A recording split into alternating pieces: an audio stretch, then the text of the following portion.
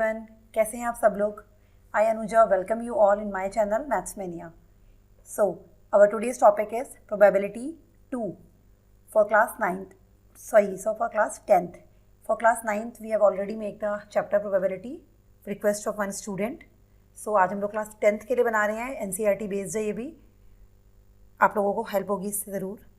Start करने से पहले please like and subscribe my channel, share my videos with your friends. Let's start. Recap. In class 9th, we defined the experimental or empirical probability PE of an event is. Class 9th में जो हमने probability पढ़ी है उसका formula हमने पढ़ा था number of trials in which the event happened upon total number of trials. ये हमारा बेसिक फॉर्मूला है जो हम पढ़ रहे थे। अब आज हम लोग 10th में इसमें थोड़ा सा और नया आ रहा है। क्या नया आ रहा है? क्योंकि जो ये एम्पिरिकल इंटरप्रिटेशन है प्रोबेबिलिटी का, ये हर जगह अप्लाई नहीं हो पाता है। कहीं कहीं कुछ एक्सपेरिमेंट्स ऐसे होते हैं, हर जगह हम नहीं कर सकते हैं। कभी हमें बहुत एक्सपेंसिव पड़ जाते हैं कुछ, जैसे इसमें यह है number of trials in which the event happen, मतलब हमें कितने नंबर ऑफ ट्रायल लेने हैं और टोटल नंबर ऑफ ट्रायल्स। तो ये कब होता है? जब प्रोबेबिलिटी ये यूज़ होती है जब हमारे ट्रायल हो जाते हैं। ठीक है, अब आज जो हम पढ़ेंगे प्रोबेबिलिटी उसमें थोड़ा डिफरेंस है। देखिए क्या है, इसकी थ्योरी पढ़ लेते हैं। The imperial interpretation of probability can be applied to every event associated with an experiment which can be repeated a large number of times. The requirement of repeating an experiment has some limitations. तो इसमें जो क्या कह रहा है वो, the requirement of repeating an experiment has some limitations, में कुछ limitations है, as it may be very expensive or unfeasible in many situations. कई जगह पर ये बहुत expensive और unfeasible हो जाता है। Of course, it worked well in coin tossing, जैसे हमने क्लास 9th के उसमें कुछ एग्जाम्पल्स भी लिए थे कॉइन टॉसिंग और डाइस थ्रोइंग में। तो ये उनके लिए तो ठीक है, क्योंकि हमें पता है कि कॉइन जब हम टॉस कर रहे हैं उसमें कितने भी आप ट्रायल करोगे, 50 ट्रायल भी करोगे, तो उसके जो number of trial which the event happen, मतलब या तो हेड आएगा, टेल आएगा, हेड टेल दोनों आ जाएंगे अगर 2-3 कॉइन भी एक साथ होते हैं। ऐसे डाइस में भी आपके पास काउंटेबिलिटी है कि आप कितने आएंगे आपके इवेंट्स, है ना। तो अब but how about repeating the experiment of launching a satellite. अब लॉन्चिंग अ सैटेलाइट की ट्रायल तो आप बार बार नहीं कर सकते ना। So in order to compute the empirical probability of its failure during launching or the repetition of the phenomena of an earthquake, to compute the empirical probability of a multi-storied building getting destroyed in an earthquake. अब multi-storied building के लिए वही earthquake वाली बात होगी। तो ये जो चीज़ें हैं ये बहुत ज़्यादा unfeasible हो जाती हैं, तो पॉसिबल हर उसमें नहीं है।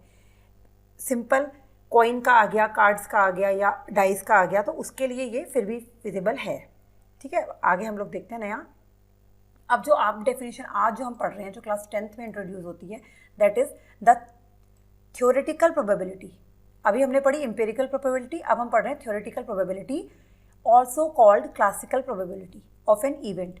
रिटर्न एज PE लिखते हैं इसको भी, इज डिफाइंड एज, इसका फॉर्मूला क्या बन जाता है, number of outcomes favourable to E and upon total number of all possible outcomes of the experiments. Number of all possible outcomes. अभी इसका मतलब ये है कि इवेंट हुआ नहीं है, कितने हमारे फेवरेबल आउटकम है और कितने पॉसिबल आउटकम्स है, ये हमें दोनों चीज़ें पता होनी चाहिए इसके लिए। ठीक है, अब इसमें एक चीज़ और है, अगर आपको 9th का थोड़ा और बेसिक समझना होगा तो आप मेरा वीडियो देखिए इससे पहले वाला, उसमें 9th के से रिलेटेड बहुत एग्जाम्पल्स भी हैं, तो आप जा सकते हैं, लिंक डिस्क्रिप्शन में आपको मिल जाएगा। चलिए अब शुरू करते हैं इसके क्वेश्चन। फर्स्ट क्वेश्चन है हमारा, find the probability of getting a head when a coin is tossed once, also find the probability of getting a tail.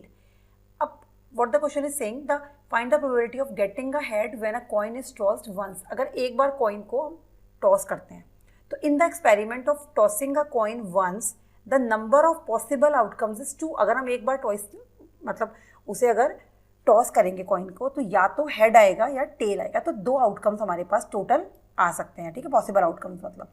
तो let E be the event getting a head, the number of outcomes favourable to E of getting a head. अब head आने के favourable outcome कितना है, 1 है, तो इसका जो PE आ गया, P मतलब probability of head, number of outcomes favourable to E that is 1 upon number of all possible outcome that is 2, तो 1/2।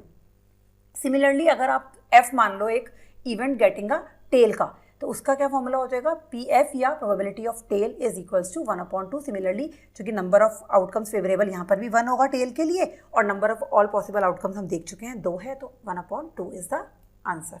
नेक्स्ट क्वेश्चन के लिए बढ़ते हैं। A bag contains a red ball, a blue ball and a yellow ball, ठीक है, all the balls being of the same size. 3 balls एक bag में, red, blue and yellow, with same size. Kritika takes out a ball from the bag without looking into it. What is the probability that she takes out the yellow ball, red ball and blue ball? तीन parts आपको निकालने हैं। तो what is the probability that she takes out the yellow ball? हम first वाला पहले choose करते हैं। अब इसमें हम क्या क्या चीज़ नोटिस करेंगे? Kritika takes out a ball from the bag without looking into it, तो उसका मतलब उसे पता नहीं है एग्जैक्टली कौन सी बॉल उसके हाथ में आई है। तो लेट हम सबसे पहले मान लेते हैं, let Y be the event the ball taken out is yellow. अब हमने वाई इवेंट ले लिया कि बॉल अगर येलो आ रही है। बी हमने मान लिया ब्लू के लिए, सिमिलरली आर हमने मान लिया रेड के लिए, ठीक है, ये आ गए। अब तो इसके पॉसिबल आउटकम्स कितने हैं? 3 हैं, इधर येलो हो सकता है और ब्लू या फिर रेड, ठीक है। तो 1 2 3 हो गए हमारे पॉसिबल आउटकम्स। अब फर्स्ट में वो कह रहा है कि the number of outcomes favourable to event yellow ball के लिए निकालना है हमें। तो येलो बॉल के लिए कितना होगा? 1 होगा, ठीक है ना। तो 1/3 आ गया probability of yellow ball. Similarly probability of red ball भी 1/3 है and probability of blue ball भी 1/3। अगर वो बोल देता 2 येलो बॉल हैं या वो बताता तो इसका मतलब 4 बॉल्स होती। ऐसे अगर क्वेश्चन में मेंशन होता तो आपका वहाँ पे चेंज हो जाता, 2/4 हो जाता अकॉर्डिंग टू गिवन क्वेश्चन, ठीक है। आई होप समझ में आ रहा होगा। आगे बढ़ते हैं। Question is suppose we throw a dice once, ठीक है, एक बार हमने डाइस को थ्रो किया। What is the probability of getting a number greater than 4? पहले फर्स्ट पार्ट समझते हैं। Here, let E be the event getting a number greater than 4. E be the event, ठीक है। The number of possible outcomes is, अब बताइए dice आप जब throw करते हैं पॉसिबल आउटकम्स कितने होते हैं आपके? 1 2 3 4 5 6 6 होते हैं। अब उसने हमें बोल दिया है कि what is the probability of getting a number greater than 4। तो कितने पॉसिबल आउटकम्स हैं? Favourable outcomes, sorry, favourable outcomes हमारे हो गए 2, या तो 5 आएगा या 6 आएगा, ठीक है ना। तो जो पॉसिबल आउटकम्स हैं वो तो 1 2 3 4 5 6 हैं, और जो हमारे फेवरेबल आउटकम है वो 2 हैं, या तो 5 आएगा या 6 आएगा, जो कि ग्रेटर देन 4 का निकालना है। तो नंबर ऑफ जो फेवरेबल आउटकम हो गया that is 2। So probability of number greater than 4 PE is equals to 2/6। Solve कर लीजिए, 1/3 इज द आंसर। नेक्स्ट बोल रहा है वो what is the probability of getting a number less then और इक्वल टू 4। तो लेस देन और equal to 4 के लिए आपके कितने हो गए? आप देखिए टोटल तो पॉसिबल आउटकम आपको पता है कितने हैं? 6 हैं। Outcomes favourable the event F is, अब कितने हो गए? 1 भी हो गया, 2 भी आएगा, 3 भी आ गया, 4 भी आ गया। तो कितने टोटल हो गए? 4 हो गए, क्योंकि इसने लेस और इक्वल टू 4 बोला है। खाली लेस देन 4 बोलता तो हम 3 पे रुक जाते। So the number of outcomes favourable to F is 4। तो इसका हो गया therefore probability of F is equals to favourable outcomes upon all possible outcomes. तो 4/6 is equals to 2/3 is the answer. Next, अब थोड़ा सा इसमें एक चीज़ और है, कॉन्सेप्ट आप समझ लीजिए। If E is an event, then probability of occurrence of event is denoted by PE। अगर probability of occurrence है, मतलब probability आप पता लगा रहे हो कि किसकी probability, कुछ काम हो रहा है उसकी probability हम पता कर रहे हैं, that is PE। और similarly the probability that the event E will not occur, ठीक है, event नहीं हुआ, event E will not occur is denoted by PE बार, मतलब E के ऊपर एक बार लग जाता है, E डैश भी बोल दो, बार बोल लो। In general, it is true that for an event E PE bar is equals to 1 minus PE, मतलब कि 1 माइनस प्रोबेबिलिटी ऑफ इवेंट। ये एक फॉर्मूला है, ये आप ध्यान रख सकते हैं। The event E bar representing not E, मतलब कि नहीं हुआ, नॉट इवेंट, ठीक है, is called the complement of event E। ये एक दूसरे के कॉम्प्लीमेंट्री होते हैं। आप कह सकते हो कि E and E bar are complementary events, ठीक है, एक दूसरे के इवेंट। जैसे कि कोई बच्चा फेल हुआ तो जो फेल नहीं हुआ वो क्या हो गया? पास हुआ। तो ऐसे इस तरीके के कॉम्प्लीमेंट्री हो गया, मतलब फेल होना और पास होना एक दूसरे के लिए कॉम्प्लीमेंट्री है, ठीक है। Before proceeding further let us try to find the answers to the following questions. First question है हमारा, what is the probability of getting a number 8 in a single throw of a dice. अब 8 in a single throw of a dice, अब हमें, अब मैं थोड़ा theory पढ़ देती हूँ, आपको समझ में तो आ ही गया होगा कि 8 तो होता ही नहीं है डाइस में। So how to do?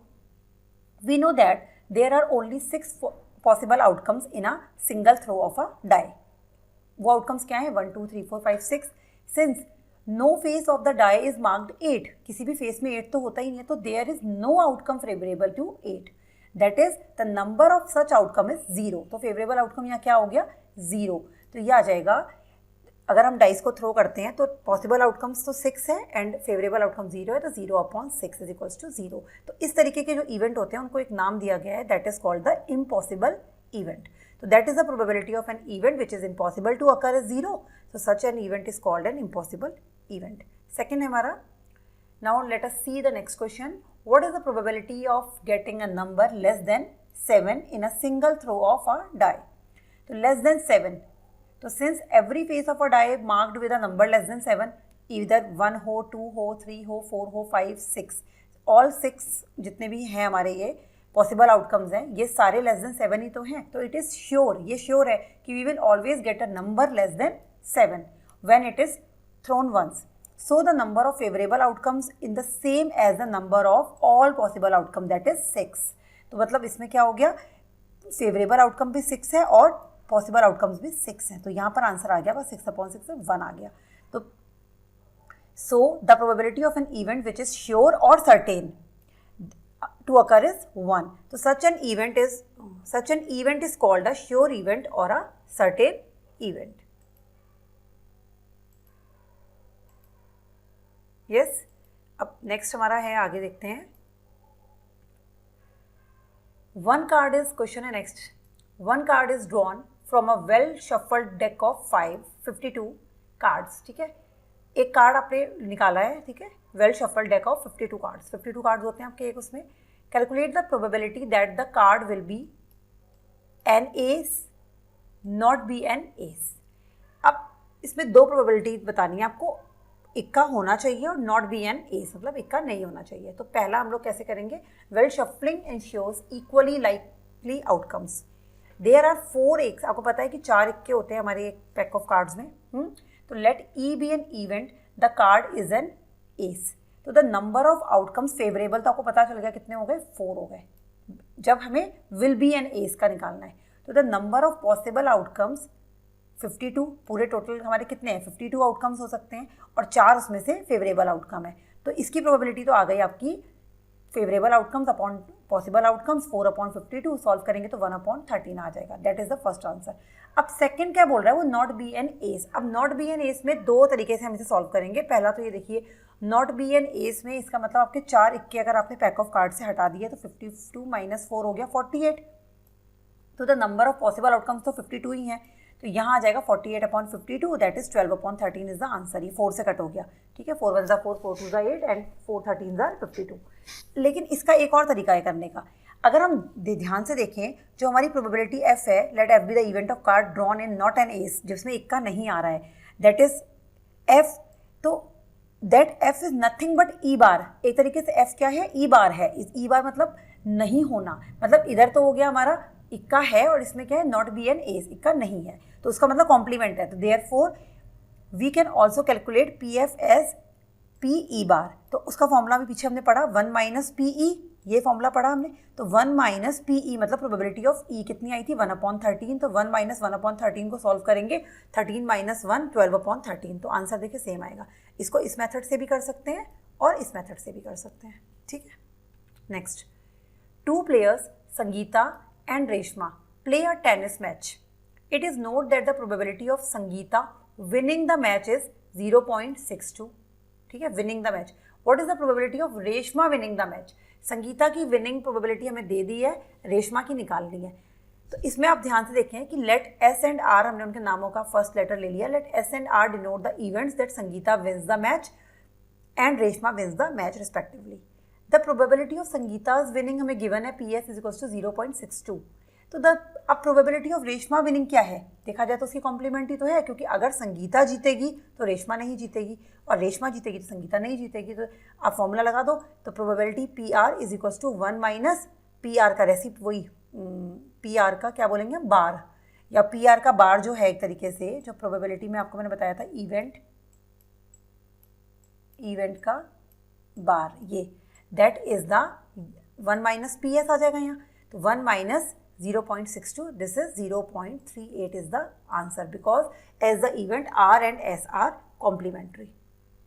Next question है, Savita and Hamida are friends, what is the probability that both will have different birthdays the same birthday? Ignoring a leap year हम लोग यहाँ नहीं ले रहे हैं, ठीक है, तो 365 डेज ही लेकर चलेंगे।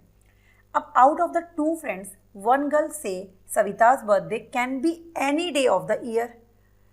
Now Hamida's birthday can also be any day of 365 days in a year, लेकिन सेम डे नहीं, आई हैव डिफरेंट बर्थडेज। मतलब कि दोनों के लिए हमारा अगर देखे जाएंगे तो फेवरेबल आउटकम्स क्या होगा, 365 में से एक दिन हट जाएगा, चाहे वो आप हमीदा की बात करो या सविता की बात करो, क्योंकि बर्थडे सेम डे नहीं है। जिस दिन सविता का है उस दिन हमीदा का नहीं है, जिस दिन हमीदा का है उस दिन सविता का नहीं है।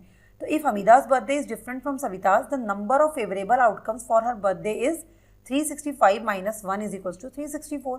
तो हमीदाज बर्थडे की प्रोबेबिलिटी अगर आप निकालते हो in different from Savita's birthday, that is 364/365। तो ये आ गया हमारा डिफरेंट बर्थडेज की प्रोबेबिलिटी, दोनों के लिए यही आ जाएगी, ठीक है। लेकिन अगर हम बोलें कि Savita and Hamida have the same birthday, मतलब ये उसका कॉम्प्लीमेंट, अगर एक ही दिन इनका बर्थडे हो जाता है, फिर क्या रहेगा, एक प्रोबेबिलिटी। तो इसको हम दो तरह से इसको भी कर सकते हैं। एक तो फॉर्मूला लगा दीजिए 1 - P बार, ठीक है, तो 1 - PE हो गया, तो 1 - 364/365, तो 365 - 364 इज इक्वल्स टू 1/365। और अगर आप सिंपली करते हो तो उसमें क्या आ जाएगा, फेवरेबल आउटकम 1 आ जाएगा और टोटल पॉसिबल आउटकम आपके कितने 365 है। ऐसे में भी आपका answer, you will get your answer, ठीक है। और नहीं तो आपने सीधे सीधे फॉर्मूला अप्लाई किया, then you have got the answer, ठीक है। नेक्स्ट देखिए, there are 40 students in class 10th of a school of whom 25 are girls, 15 are boys. The class teacher has to select one student as a class representative. एक बच्चा उन्होंने class representative बनाना है। She writes the name of each student on a separate card. हर बच्चे का नाम उन्होंने अलग card पे लिखा है, and the cards being identical, ठीक है। Then she puts cards in a bag and stirs them thoroughly. उन्होंने कार्ड्स को एक बैग में डाल दिया। She then draw one card from the bag. एक उन्होंने ड्रॉ किया है, ठीक है, बैग से। तो what is the probability that the name written on the card in the name of a girl. अब गर्ल की कितनी प्रोबेबिलिटी है और बॉय की कितनी प्रोबेबिलिटी है। अब देखिए, गर्ल्स कितनी है हमारी 25 हैं और बॉयज़ कितने हैं 15 है। तो सबसे पहले तो हमारे पॉसिबल आउटकम्स कितने हैं, 25 + 15। ये देखिए, देयर आर 40 स्टूडेंट्स, 25 + 15, 25 गर्ल्स हैं और 15 हमारे बॉयज़ हैं। And only one name card has to be chosen. तो फर्स्ट पार्ट हम देखते हैं गर्ल वाले होने की प्रोबेबिलिटी। तो the number of all possible outcomes is 40, the number of outcomes favourable for a card with the name of a girl is 25। तो probability कितनी आ जाएगी, favourable outcome is 25 upon possible outcome 40। Solve करेंगे 5/8 you will get. अब similarly आप boy की निकालेंगे, तो इसको भी वही 2 मेथड यूज़ कर सकते हो। बॉय की निकालनी है तो आप इसी मेथड से करो कि 15 तो हमारा फेवरेबल हो गया, बिकॉज 15 बच्चे हैं, 15 लड़के हैं। तो therefore P card with name of a boy is equals to probability of boy 15 upon possible outcomes. Solve करिए, 5 3 15, 5 8 40, 3/8। अब इसको करने का एक और मेथड है, यही सेकंड पार्ट को वही, क्योंकि अगर गर्ल नहीं है तो बॉय है, बॉय नहीं है तो गर्ल है, that means we can also determine probability of boy by taking probability of boy is equals to 1 - probability of not boy। मतलब probability of not boy का मतलब क्या हो गया यहाँ, probability of girl। तो 1 - probability of girl, तो 1 - 5/8। Solve करिए, 8 1 8, 8 - 5 3/8। तो आंसर हमारे सेम आ गए, ठीक है। एक क्वेश्चन और देखते हैं। अ box contains 3 blue 2 white and red marbles, 4 red marbles. 3 blue हैं, 2 वाइट हैं और 4 रेड मार्बल्स हैं। If a marble is drawn at a random from the box, what is the probability that it will be white, blue or red? अलग अलग करेंगे तीनों को। पहले फर्स्ट पार्ट देखते हैं। Saying that a marble is drawn at random in a short way of saying that all the marbles are equally like to be drawn, right? So therefore the number of possible outcomes 3 + 2 + 4, this is 9। 9 हो गए हमारे all possible outcomes। तो let W denote the event the marble is white, B denote the event the marble is blue and R denote the event the marble is red। तो पहला उसने हमसे पूछा है white वाले का कि what is the probability that it will be white। तो the number of outcomes favorable to the event white कितने हैं, 2 हो सकते हैं।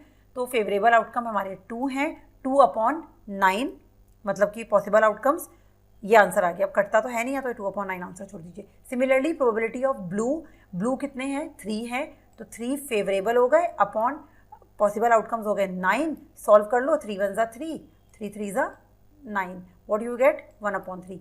एंड प्रोबेबिलिटी ऑफ रेड 4/9 हो गया क्योंकि 4 रेड मार्बल्स है, 4 पॉसिबल आउटकम, वो हाँ favourable outcome and 9 possible outcomes, 4/9। और एक मैं 9th के उसमें भी आपको बताया था कि जब हम सब प्रोबेबिलिटीज इस तरह से निकालते हैं सबकी, तो जितनी भी प्रोबेबिलिटीज हम सबका टोटल हमारा 1 आता है। Note that probability of white, blue and red is 1। अब चेक कर लो तो 1 ही आएगा। सबका एलसीएम लेके देख लो, 3 और 2 5 और 4 9, 9/9 1 आ गया। ठीक है, एक और एग्जाम्पल है, Harpreet tosses 2 different coins simultaneously, से one is of 1 and other of 2. What is the probability that she gets at least one head? At least one head की probability बतानी है और 2 coins उसने simultaneously मतलब कि एक साथ उछाले हैं, टॉस किए हैं। तो we write H for head and T for tail. When 2 coins are tossed simultaneously, the possible outcomes, अब अगर एक साथ 2 आप कॉइन को वो करोगे तो क्या क्या पॉसिबिलिटी है, या तो दोनों हेड आए, या एक हेड एक टेल आए, या एक टेल एक हेड आए, या फिर दोनों के दोनों टेल आए। लेकिन उसने हमें बोला है कि गेट एटलीस्ट 1 हेड। तो आपने पॉसिबल आउटकम्स तो देख लिए कितने हैं, 4 हैं, 1 2 3 4 ऑल पॉसिबल आउटकम्स।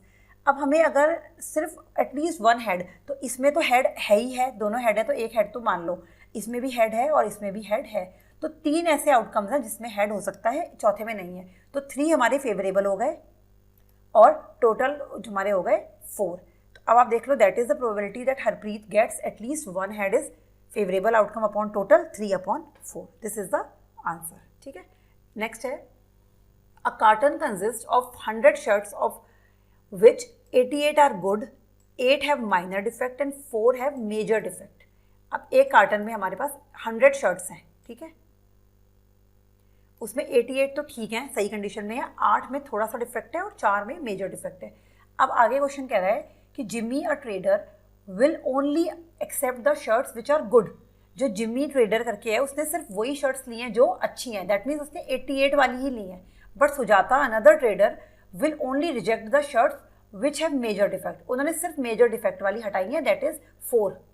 उसके अलावा उसने 88 भी ले ली और 8 भी ले ली, जो दूसरा वाला ट्रेडर है। ठीक है, अब 1 shirt is drawn at random from the carton. ठीक है, 1 shirt is drawn at random from the carton. तो what is the probability that, first है हमारा, it is acceptable to Jimmy. Jimmy ने जो एक्सेप्ट किया उसकी प्रोबेबिलिटी कितनी होगी, देखो 1 shirt, what is probability that 1 shirt is drawn at random from the carton of 100 shirts. तो therefore there are 100 equally likely outcomes, 100 outcomes तो हैं ही। जो जिम्मी है उसने सिर्फ अच्छी कंडीशन की शर्ट्स ली हैं, तो गुड कंडीशन वाली शर्ट सिर्फ 88 है।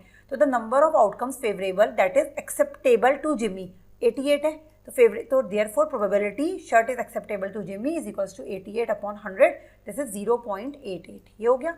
The number of outcomes favourable to Sujata traders, Sujata traders ने 2 लिए हैं, 88 गुड वाले भी और माइनर डिफेक्ट वाले भी, उसने सिर्फ 4 छोड़ दिया, मतलब 4 हटा दो, तो 88 + 8 कितना हो गया, 96। तो इसकी प्रोबेबिलिटी हो गई हमारी 96/100। Probability of shirt is acceptable to Sujata, that is 0.96 is the answer. तो आई होप आपको प्रोबेबिलिटी अच्छे से समझ में आ गया होगा, मैंने काफ़ी सारे क्वेश्चन इस पर बेस्ड करवा दिए हैं। ठीक है, तो आप लोग वीडियो को देखते रहिए, और 9th का अगर बेसिक देखना है तो आप वापस से जा सकते हैं। और जो बच्चे कंपटीशन की तैयारी कर रहे हैं उसमें प्रोबेबिलिटी के बहुत क्वेश्चंस आते हैं, बैंक पीओ में, इसमें, तो आप लोग प्रैक्टिस करिए, इससे आपको बहुत हेल्प मिलने वाली है। तो थैंक यू फॉर वॉचिंग।